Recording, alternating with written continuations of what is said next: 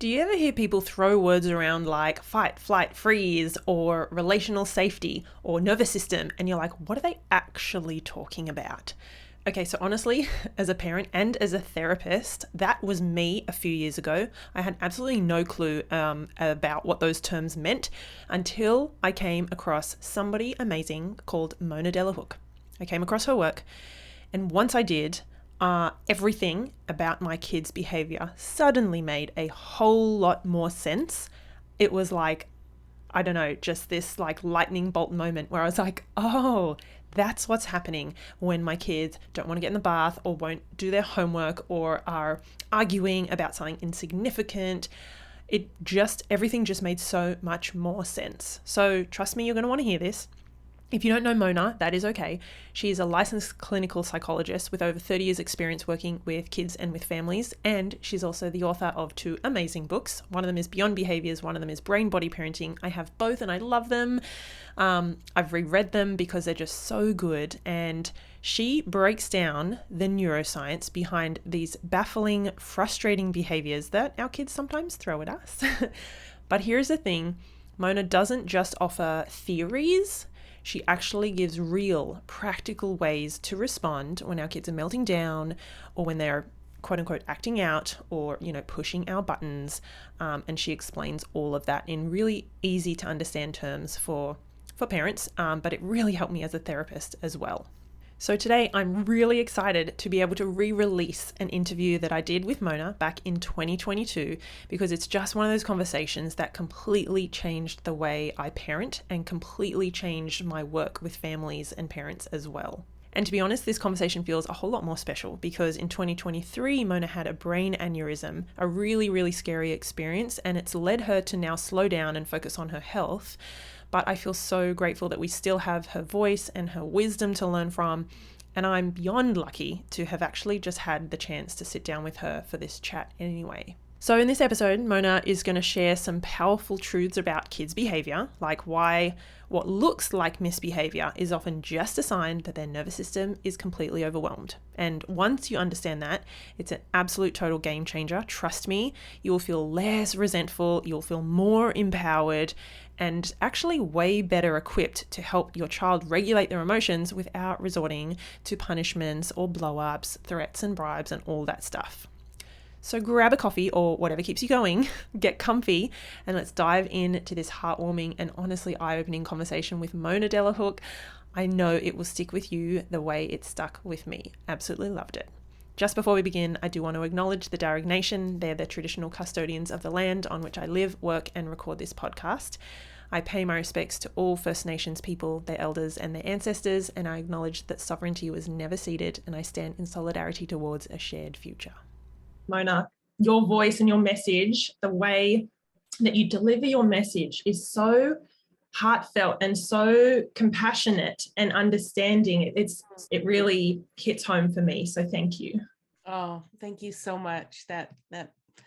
That means a lot because we need as much compassion as we can get for ourselves, for each other, for our children. So I'm just so excited to be here with you all. With that said, what I want to, I guess, start off with is that, as I said, you have such compassion and respect for explaining what really to look for and to look beyond behaviors on the surface level and look deeper at what you call underneath the iceberg. I love that analogy, and I find parents really respond to it and really get it. So can you share a bit about that?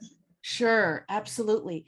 Well, it seems that, and what I observed when I was working, every day for decades with families before I started to really think about the difference between, what we know now and what we knew when all these paradigms were created, when our education system, for example, that is heavily in the US, in Australia and Canada and Western Europe, really is based on a behavioral model. And I think our culture is too. And that's understandable. We think that behaviors are the whole thing. So this idea that behaviors are only the tip of the iceberg, they are indicators of something much, much deeper. What's going on inside of a person's physiology, their brain and their body, not just their thinking, is one of the lens shifts that is very useful, because behaviors, when we just as you and I were trained, right, when we're trained in this idea that if you manipulate a behavior or reinforce or consequence of behavior, that you're actually going to be helping the child at, with the root cause. It's not true. The behaviors are valuable information about what children need from their relationships, from the environment. And also it gives us information about what's happening invisibly that we can't see. Mhm. So that's why this focus, the lens shift, number one, is that we shift from thinking about behaviors as our target of our interventions to thinking of behaviors as a signal and interpreting what that signal means for each child, because for each child, it's going to be different. Yeah, definitely. It's got to be personalized and attuned to the child. And I love that you've used the word like titrating your response, adjusting. I often talk about, even though yesterday or last week or half an hour ago, your child was able to do the thing, whatever it was, get their shoes on or get in the bath or whatever. It doesn't mean in this moment, with all the other extra stuff happening and what's under their iceberg, doesn't mean that they're going to be able to pull it off. Do you know what I mean? Just now. That's right, Stephanie. And this is not information that is really necessarily even logical. We tend to think, well, my child did this yesterday, or my child was able to do this morning, so I know they can do it. They must be choosing not to do it now. And I felt, I felt that way as a mom before I, understood behaviors on a deeper level. It's logical. I get that. But it's true. You're right. Our ability as humans, but our children's abilities to perform and do what we ask them to do, and go through transitions and do their little occupations, that floats. So their abilities actually floats throughout the day. And one of the concepts that I'm so excited about, that I talk about in the new book that links to this, is something called a body budget. And there's another scientist, Lisa Feldman Barrett, who talks about this physiological process called allostasis. Basically, that is how our body maintains stability. And it's super scientific, but she likens it to a budget, like a financial budget in a bank. It's tracks deposits and withdrawals. And our bodies are like that too. Our brain is constantly running a budget. And when our children can't do what we ask them to do, or when they have a really hard time and just, explode or refuse to do something, it's likely because their balance in their body budget is just depleted. And they need deposits from us rather than withdrawals, which is asking them to do something new, or, they may not have the energy, the money in the bank, the gas in the tank, to do it. And that's a very interesting way, again, of looking at behaviors as having a lot of meaning, rather than the child trying to get out of something or get their own way, which is, again, how many of us were raised, and what our culture often believes to be true. Yeah, 100%. I think so many of us, so many parents I speak to, we were raised that way, because our parents, that was what they felt was doing the best thing. They wanted, it comes from a good place, right? We want to raise our kids to be kind and respectful and share and do their work and their homework and stuff. So it comes from a good place, but it's, it's, I guess, not informed with the stuff that we now know, the last 10, 20, maybe 30 years of neuroscience and information and stuff about the brain, that now I think, now we have this information, it's up to us, it's our responsibility to, like you talk about, changing practices and systems, like big stuff that is way beyond me. Yeah, it's pretty phenomenal. Like, if we think about this whole idea that, as one of my colleagues, Ross Green, says, that children do well when they can, and when they can't, there's really a reason beyond just being stubborn or not being responsible. But you are so true. We have to give ourselves so much leeway and compassion because we want to raise responsible kids. And this new way of thinking, it could feel like it's permissive or that we don't have good boundaries, but it really doesn't mean that. It just means that we are reframing how we view the behaviors, and we can still have our family values and raise our kids to be, good citizens and all that. We can do it both. Yeah, I love that. So I want to ask you, I think this flows nicely into the way that you explain the 3 different pathways in our body, in the nervous system, right? And I want to actually share a tiny little snippet of what that meant to me, because I, as a teenager and in my 20s in my career as a speech pathologist, I suffered from anxiety.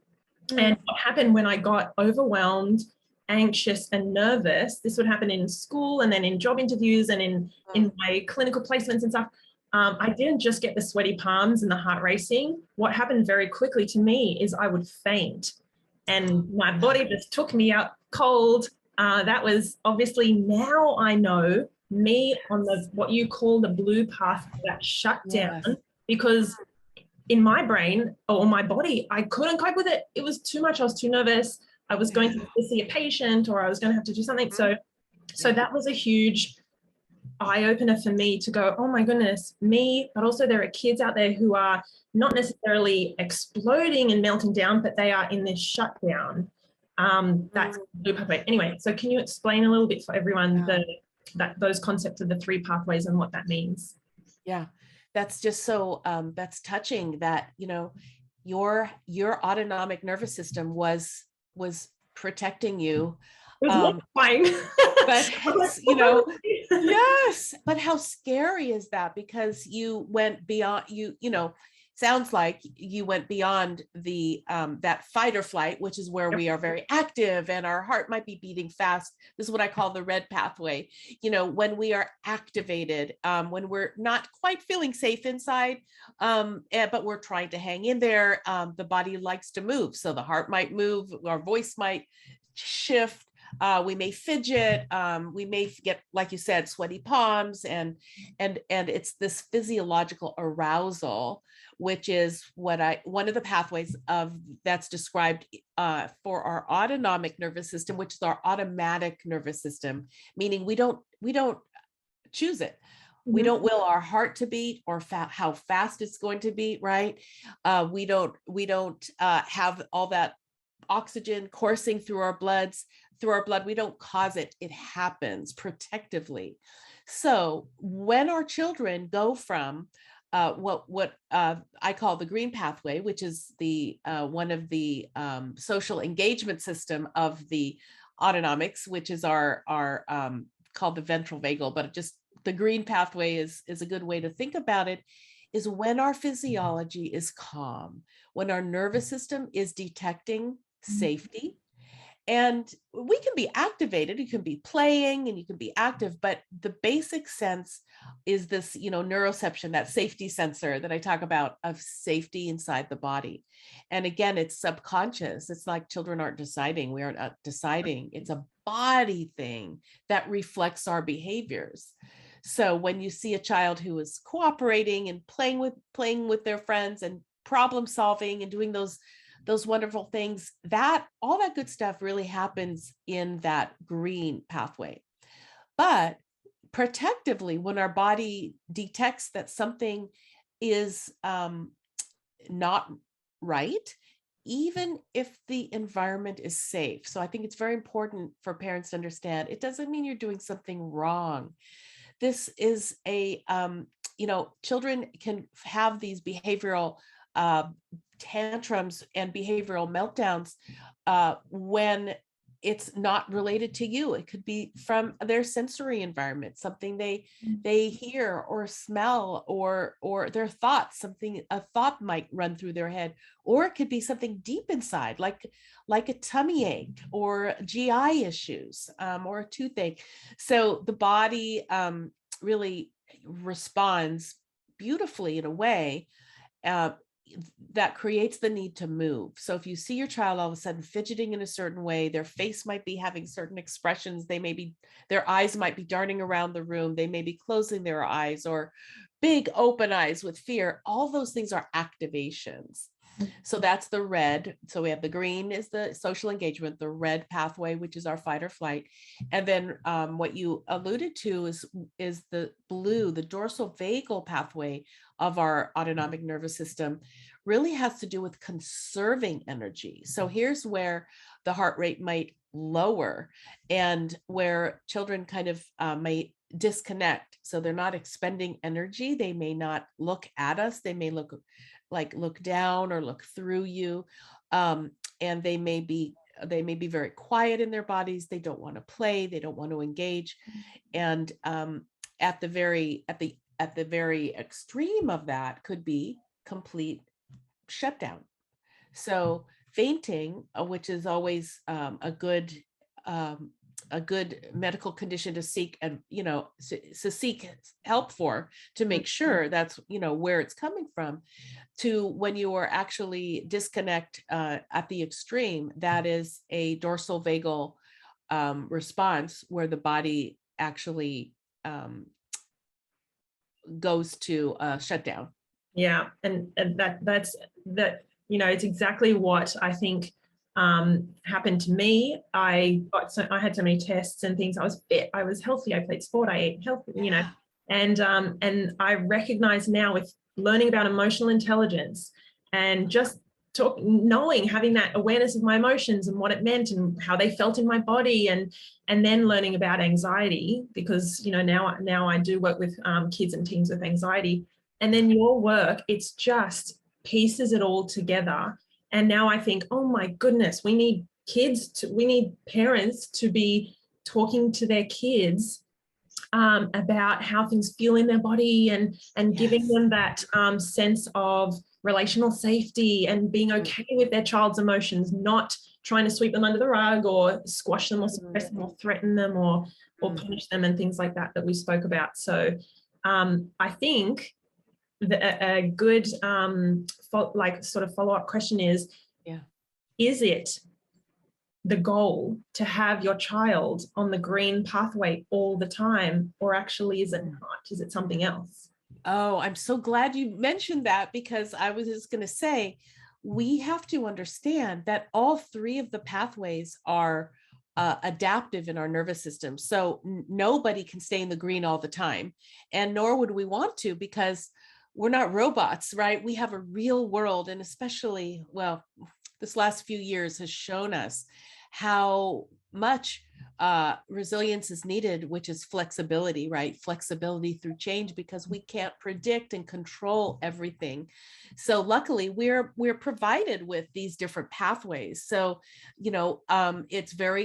we should expect, especially, of course, our toddlers and our infants who need us to co-regulate with them, they are going to be in the red more often, because they don't have the ability to go to the fridge and grab a juice box or something, right? They need us. So those pathways are developmentally expected. And as children age, and for ourselves as well, there will be times when you feel down in the dumps. There are times when you might feel like very blue, very like no energy, or you're kind of in a hole. But we want to develop a compassionate awareness of our body states. That's so important for our children and for ourselves. And as well as realizing when your body's accelerating and you're managing a challenge, the key is that we don't stay in these states, the non-green states, for the majority of the time.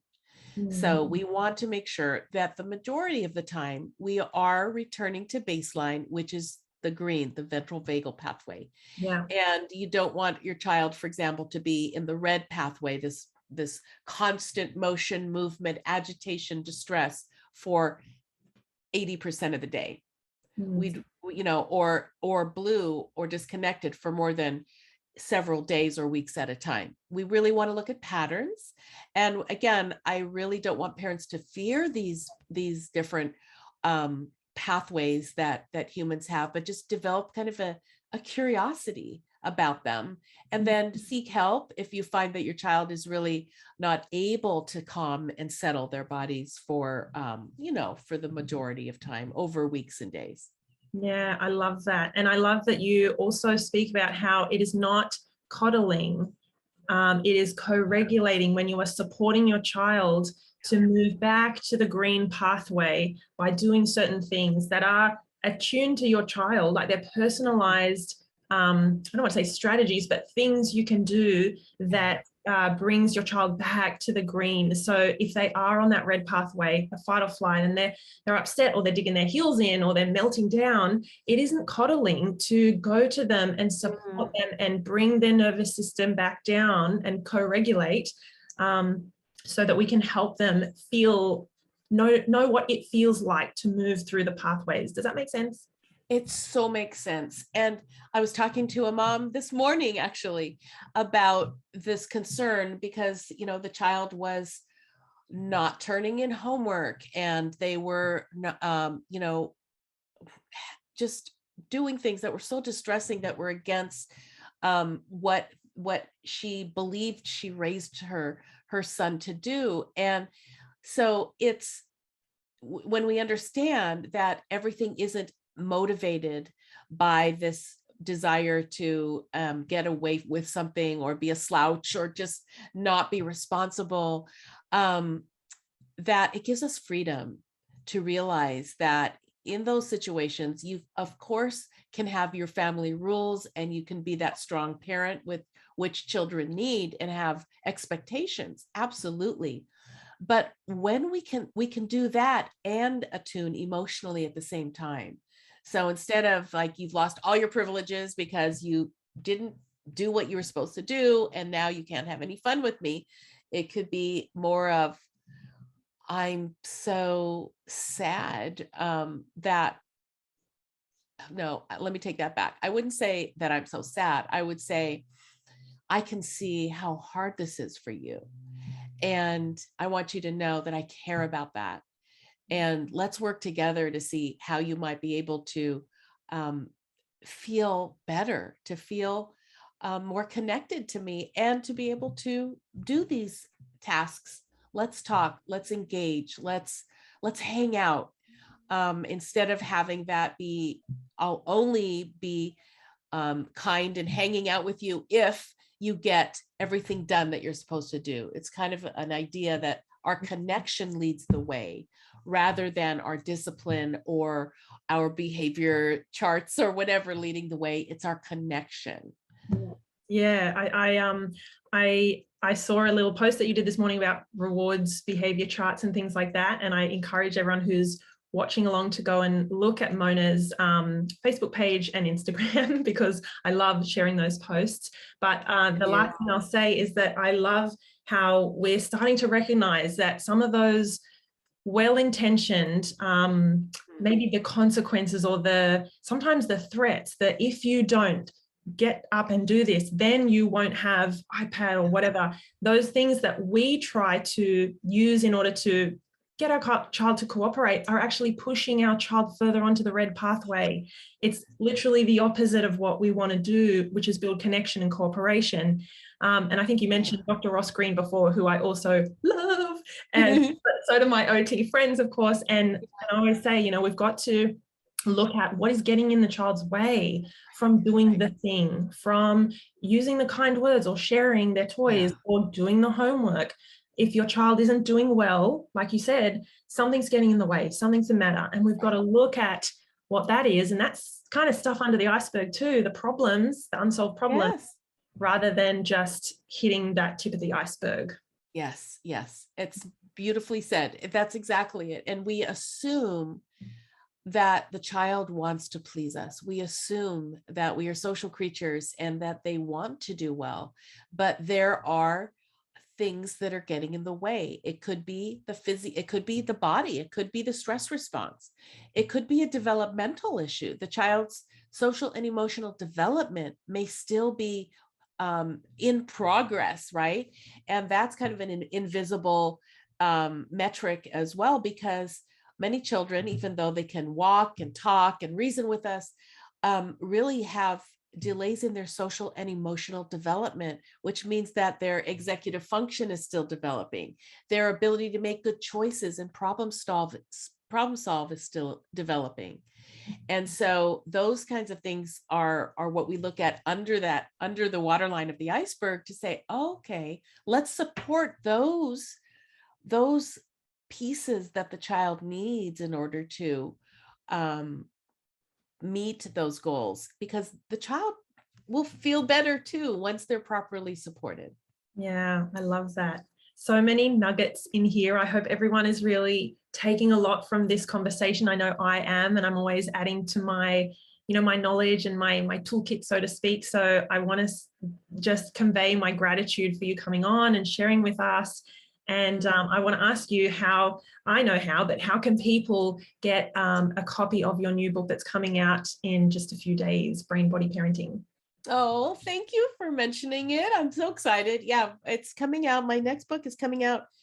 It's expanding beyond behaviors to all things parenting. So here it is. The picture of it here, Brain Body Parenting. It's coming out. It's available on all the Amazons, as far as I know. The shipping times will depend on when it gets there, but Amazon in Australia, but also independent booksellers. We love independent booksellers. So it's available at many, many different places. You can check out my website at monadelahooke.com and look up the book, name of the book and the author, and then you can find it at most booksellers. I know here in the US, a lot of ones like even Target and Walmart, but it's, I think, pretty widely available. So. I think I've got, for the people in Australia, I got mine on, it was either Book Depository or Booktopia. I think I was like, which one can get it to me sooner? Yes. I think Book Depository also has a discount, or at least they do here. But I know it's just fly them over. I wish I could bring them to you myself. Yeah, well, we would gladly have you over here if you're ever doing a tour or speaking. I'm sure all of us are watching your pages to hopefully, when everything settles down, then we can see more of you. So thank you so much for coming along today and giving us your time. Oh, Stephanie, thank you for having me. It's been a joy, and I wish everybody well. Be gentle on yourself, have a lot of compassion for yourself and your child, and take good care. Hey everyone, it's me again. I hope you enjoyed the conversation. I absolutely loved it, and I hope that I've converted you to being another Mona fan. Hey, if you are just starting out on your emotionally intelligent parenting journey, I have something for you. I think this is perfect. This is my How to Raise Emotionally Intelligent Kids course. And it's short, it's sharp, it is power-packed. You will get 6 bite-sized lesson videos. Honestly, they're under 10 minutes each. Bonus exercises and resources to go along with the videos to help deepen your learning, and an emotional intelligence quiz that you complete, and it pinpoints your strengths and your areas to grow, because we all have those. So I want to give this to you.